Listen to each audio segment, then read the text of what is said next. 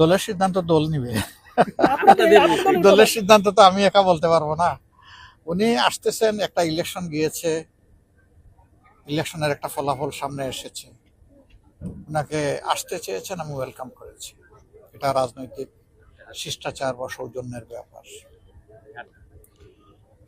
দেশটা তো সংসদ থেকেই পরিচালিত হবে ইনশাআল্লাহ।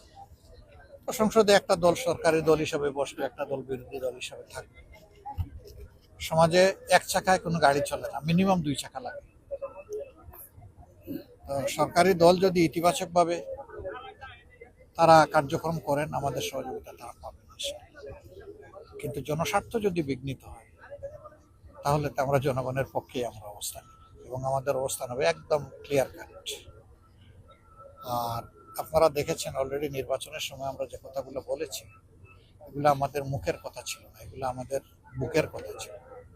3 শর্ত আমরা চাইবো যে এটা সবাই মানে। নাম্বার 1, এই সোসাইটি আগাগোড়া দুর্নীতিগ্রস্ত, দুর্নীতি থেকে বের হয়ে আসতে হবে। 2 নম্বর হচ্ছে বিচার বিভাগ, বিচার বলতে কিছুই নেই আমাদের দেশে।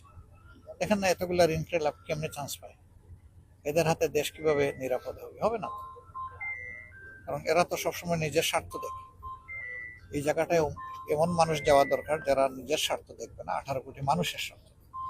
সেই 18 কোটি মানুষের স্বার্থ দেখলে কেউ ঋণখেলাপি হয় না, ঋণখেলাপি হইলে কেউ আবার নেতা হইতে চায় না, লজ্জিত হয়েছে যে জনগণের টাকা আমার পকেটে ঢুকে আছে, আমি দিতে পারছি না।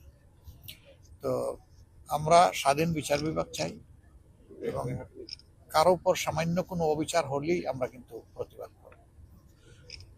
এমনকি সরকারি দলের কারো উপর যদি আমরা দেখি অবিচার হচ্ছে, তাও প্রতিবাদ করব। অবিচার আমরা মেনে নেব না কোনো অবস্থায়।